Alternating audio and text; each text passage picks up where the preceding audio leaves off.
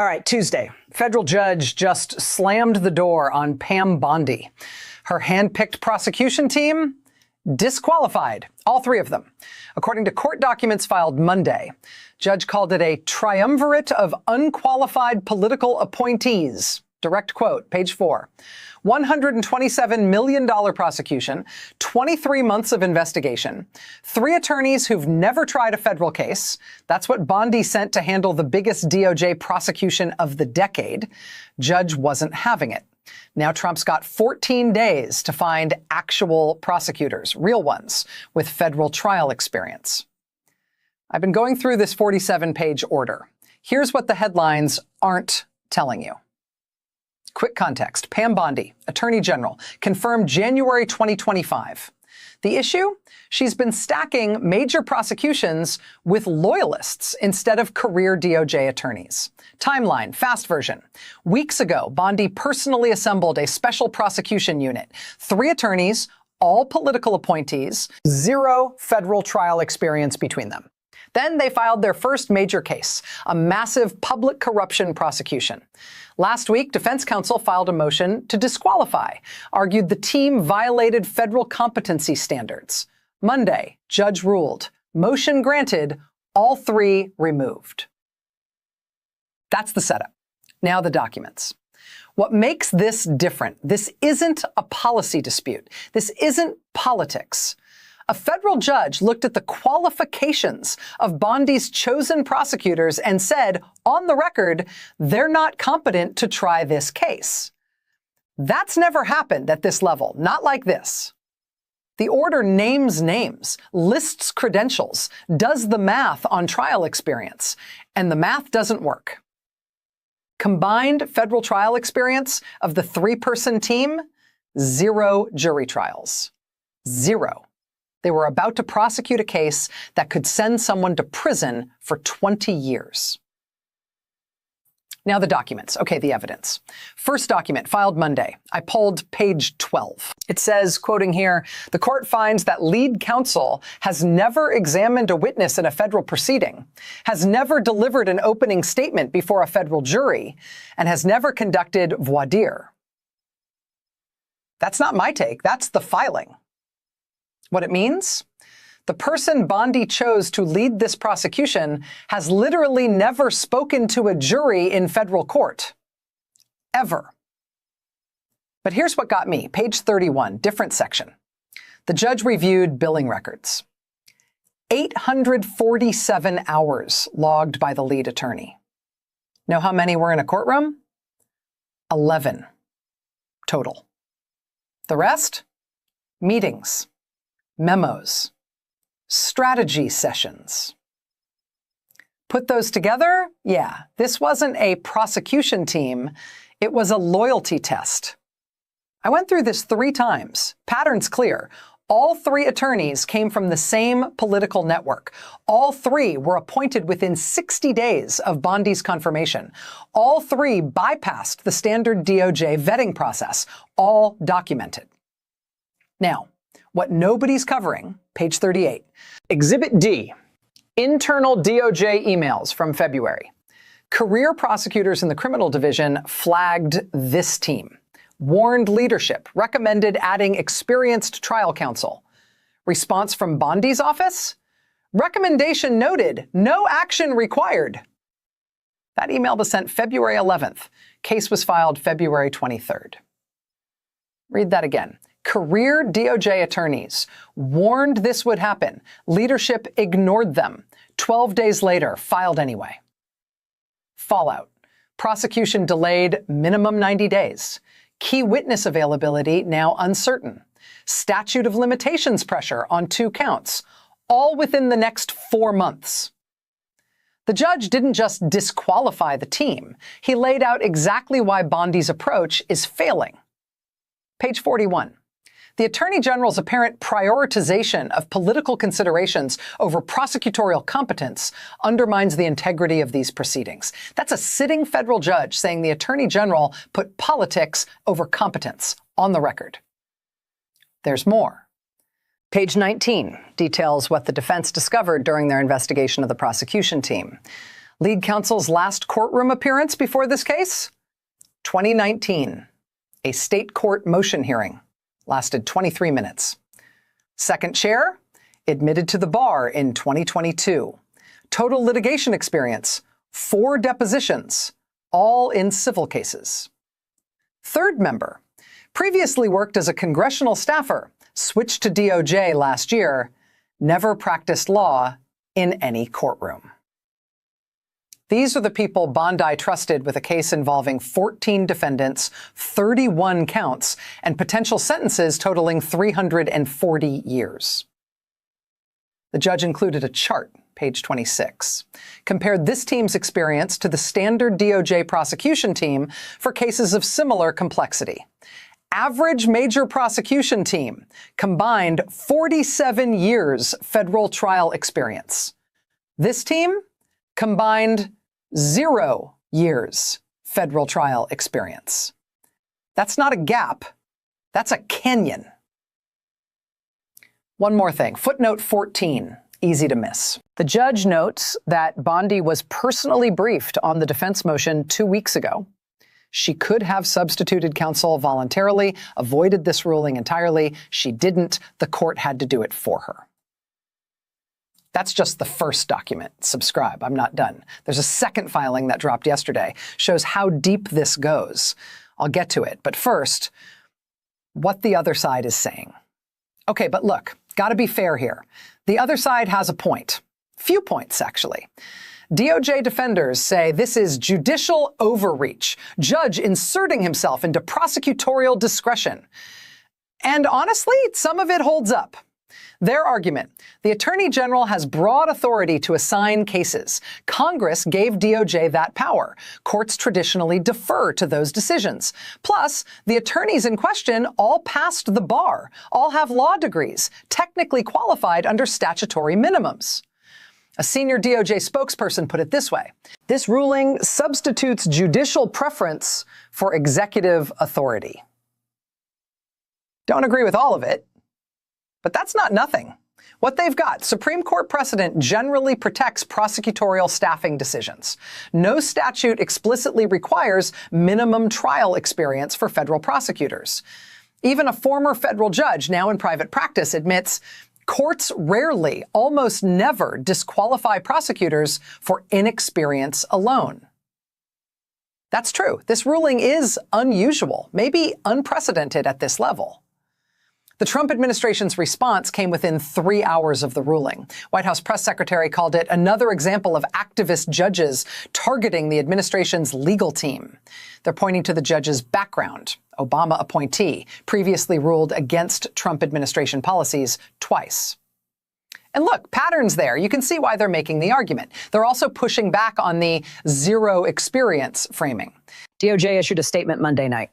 All 3 attorneys have extensive legal experience, including constitutional litigation, regulatory enforcement, and appellate advocacy. That's technically accurate. They have experience, just not trial experience, not jury experience, not federal criminal courtroom experience. Is that enough? That's the debate. Former Attorney General under Bush defended Bondi's approach. Every prosecutor has a first trial. The DOJ shouldn't be restricted to a closed guild of career attorneys. Fair point. Everyone starts somewhere. The question is, should your first federal trial be a 14-defendant RICO prosecution? Some legal commentators say the judge went too far, should have required additional experienced counsel instead of full disqualification. That was an option. He didn't take it. Why not? Page 43 explains. Defense argued, and judge agreed, that adding counsel now would create irreconcilable conflicts. The inexperienced team already made strategic decisions, filed motions, conducted interviews. Can't unring those bells. So the choice became proceed with unqualified team or start fresh. Judge chose fresh. Critics say that's the judge's preference, not legal necessity. Maybe they're right. Maybe this gets reversed on appeal. But here's what's not disputed. Bondi had the option to fix this quietly. Add experienced prosecutors. Avoid the ruling. She didn't. The triumvirate stayed until a judge removed them.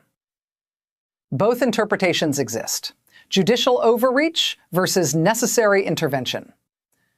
What I can tell you, what the documents show, and they show Bondi was warned, ignored the warning, and lost.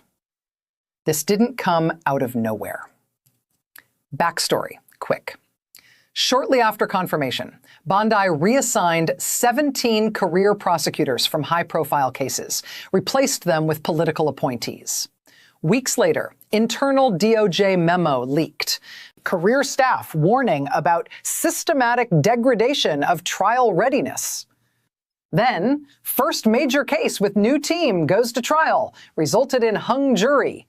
Case that career prosecutors had called straightforward.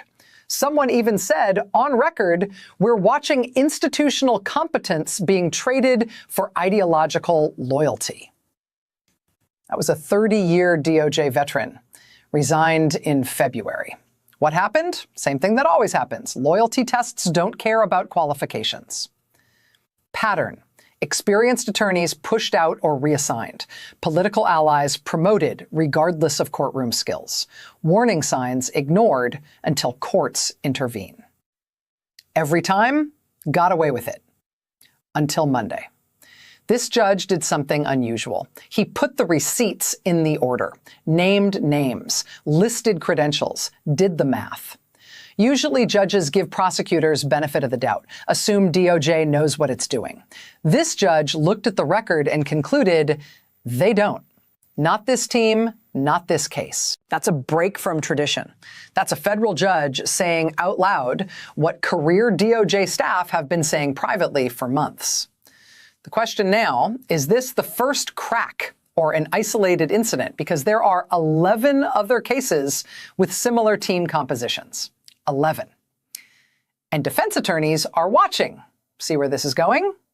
Like this. The pattern matters. And what comes next matters more. This ruling doesn't exist in isolation. There's a reason the judge went this hard. Let me show you what happened in that courtroom. Monday, 2:47 p.m. Eastern, courtroom 6B. Here's what happened. Judge entered, didn't sit down, stood at the bench for what witnesses said felt like a full minute, silent. Then read key portions of the order aloud. Unusual. Judges typically just issue written rulings. Not this time. The court cannot, in good conscience, permit this prosecution to proceed under current counsel. Courtroom silent. What followed? Lead prosecutor attempted to respond. Judge cut him off. Defense counsel requested immediate release of detained defendants. Judge took it under advisement. DOJ supervisor in gallery left courtroom, seen making phone call in hallway. 14 minutes. That's how long the hearing lasted. But here's what everyone missed. While cameras focused on the main courtroom, something else happened. Simultaneously, in a sealed proceeding 2 floors up, the same judge signed an order compelling DOJ to produce internal communications about the prosecution team's selection. Discovery order. Didn't leak until this morning. Bondi's office has to turn over emails, memos, and meeting notes showing how these 3 attorneys were chosen. Deadline Friday. Then another development, Tuesday morning. 3 career prosecutors who were originally assigned to this case before Bondi's team took over filed declarations with the court. They want back on the case. The judge's response? Ordered a hearing for Thursday. He's considering reinstating the original team. The career prosecutors Bondi removed, they might be walking back into that courtroom in 72 hours. That's not just embarrassing for Bondi. That's a direct reversal of her signature personnel decision. She removed them. The court might put them back, and there's nothing she can do about it. This is where it gets interesting. Drop your prediction below, then keep watching. Does Bondi appeal? Does she comply? Does she try to reassign the case entirely? The options are narrowing, and what experts are saying about those options, that's next. What are experts saying? Former Deputy Attorney General, served under Clinton and Bush. In 40 years, I've never seen a court disqualify an entire prosecution team for incompetence. Plain English, this doesn't happen. Until now. Another one, constitutional law professor at Georgetown. This order is devastating because it's documented. Every inadequacy is on the record. Key there, appeals courts will see exactly why. No ambiguity. Here's what's interesting. Even a former Trump DOJ official admits the factual findings are hard to dispute. 0 jury trials is 0 jury trials. When both sides agree on the facts, pay attention. Legal ethics expert at NYU. Bondi's problem isn't this ruling. It's the 11 other cases with similar staffing. That's the cascade risk. Defense attorneys nationwide are now pulling prosecutor credentials. Former federal prosecutor, 23 years in the Eastern District. You need 1,000 hours of courtroom time before you lead a major case. That's the informal standard. These attorneys had maybe 50 hours combined. The math doesn't lie. Criminal defense attorney who argued before this same judge. He gave DOJ every opportunity to fix this voluntarily. They didn't, so he fixed it for them. That tracks with the timeline. Multiple warnings, multiple chances, no action. Consensus. Ruling likely survives appeal on the facts. Other cases now vulnerable to similar motions. DOJ credibility with this judge specifically is damaged. That's where professionals land. One more voice. Former Solicitor General. The institutional damage here isn't about one case. It's about whether judges can trust DOJ representations going forward. That's the long-term issue. Courts run on trust. Prosecutors say they're ready. Judges believe them. What happens when judges stop believing? This happens. Public disqualification. On the record. Documented incompetence. If this helps, hit like. Matters. The algorithm surfaces these breakdowns when you engage. That's how more people see the actual documents instead of just headlines. Now, why this affects you. Even if you've never been in a federal courtroom, why should you care? Real talk, how this affects actual people. Money. If you pay federal taxes, pay attention. This prosecution already cost $4.3 million. Discovery, motions, witness prep, all that work might be redone. New team means new strategy, new timeline, new costs. Estimate from court watchers, additional $2 to $3 million to retry, maybe more. Your wallet, that's DOJ budget, that's tax money. What some agencies doing?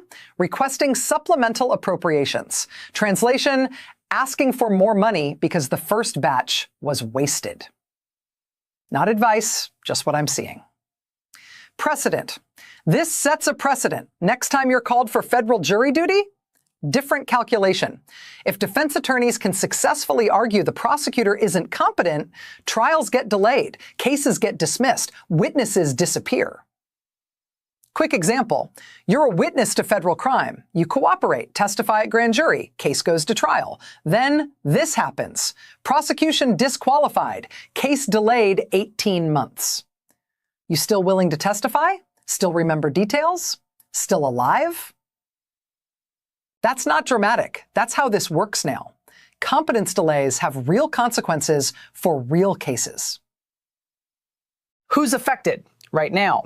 14 defendants in this case alone sitting in uncertainty. Some detained, some on bond with restrictions. Their lives paused because DOJ couldn't staff a case properly. Then the witnesses. 67 listed in the prosecution's filing. They made plans, arranged schedules. Some took leave from work, all in limbo. Hits immediately. Hits hard. What nobody wants to say. Uncomfortable part. If you're ever charged with a federal crime, you want the best prosecutor possible, not because you want to be convicted, because you want the system to work. Competent prosecution means competent process, means the verdict, whatever it is, has legitimacy. Incompetent prosecution means appeals, means reversals, means nobody knows what the right outcome was. If you're innocent, you want a good prosecutor to lose fairly. If you're guilty, you want a good prosecutor to win fairly. What you don't want is chaos. That's what incompetence creates. This affects everyone who might ever interact with federal law enforcement, which is potentially everyone. Practical. What informed people doing? Defense attorneys filing credential discovery requests in pending cases. Corporate compliance teams reviewing exposure to DOJ prosecutions with similar staffing. Legal observers tracking which judges might issue similar rulings.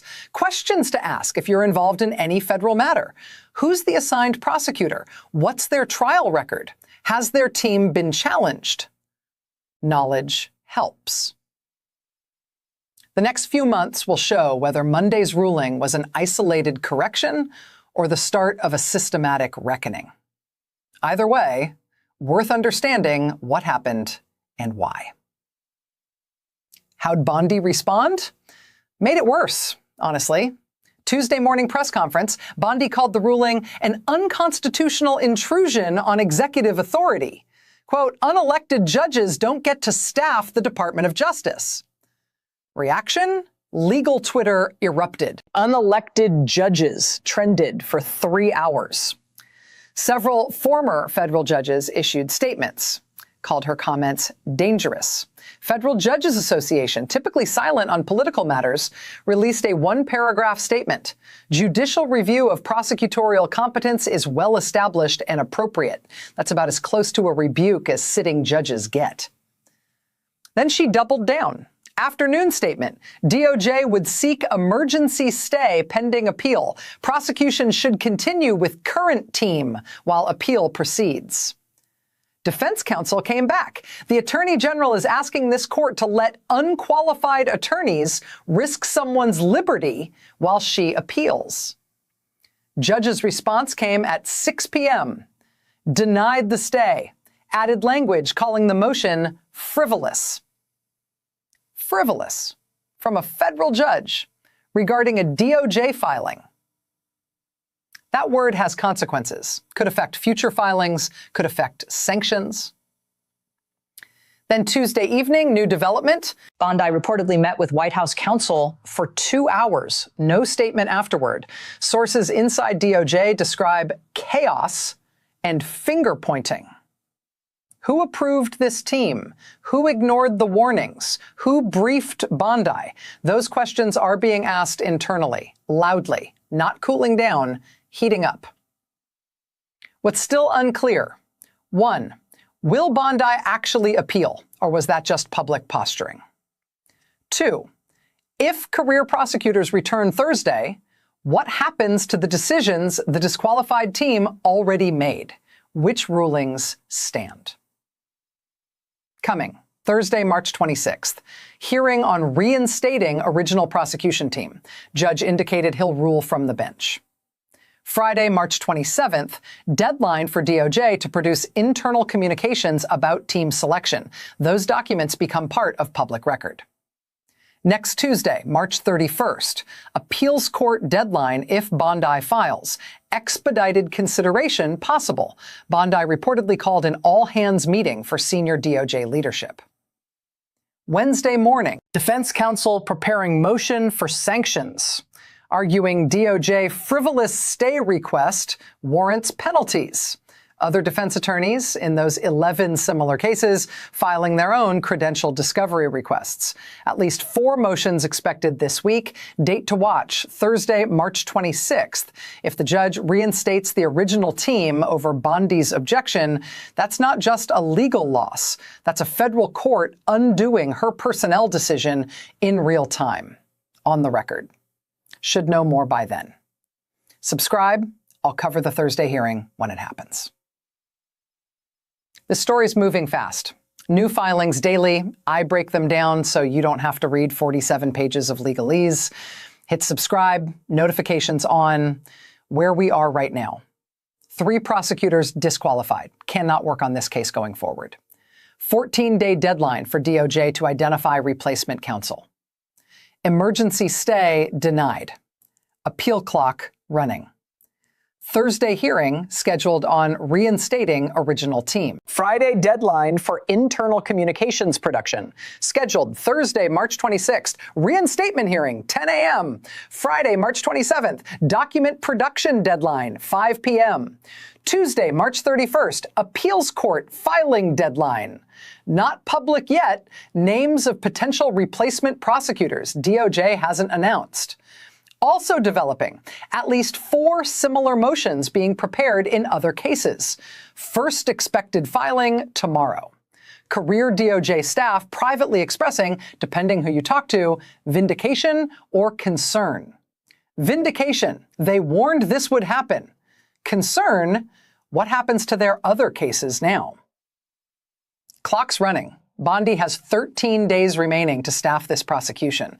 If she misses the deadline, judge has authority to dismiss charges or appoint counsel himself. Neither option good for DOJ, neither option good for the 14 defendants waiting for resolution, neither option good for the 67 witnesses who cooperated. Systems in limbo. Because someone decided political loyalty mattered more than courtroom competence. That's where we are. Judge issued the most significant prosecutorial disqualification ruling in recent memory. Bondi facing institutional rebellion and a Thursday deadline. Trump down to 13 days to find prosecutors who've actually tried a case. Surface read, DOJ lost a staffing fight. But this wasn't really about 3 attorneys. This was about whether political loyalty can substitute for professional competence in federal prosecution. Monday's answer? No. Not in this courtroom, not with this judge. Other courtrooms might answer differently. We'll find out soon. Those 11 cases are out there. I'll be watching the Thursday hearing. Will the career prosecutors walk back in? Will Bondi find a way to block them? Will she comply or fight? Story's not over. Still developing. Subscribe for the full picture, not just headlines. When those Friday documents drop, the internal emails about how this team was chosen, I'll break them down. That's where the real story might be. Who knew what? Who approved it? Who ignored the warnings? Friday, we might find out. Talk soon.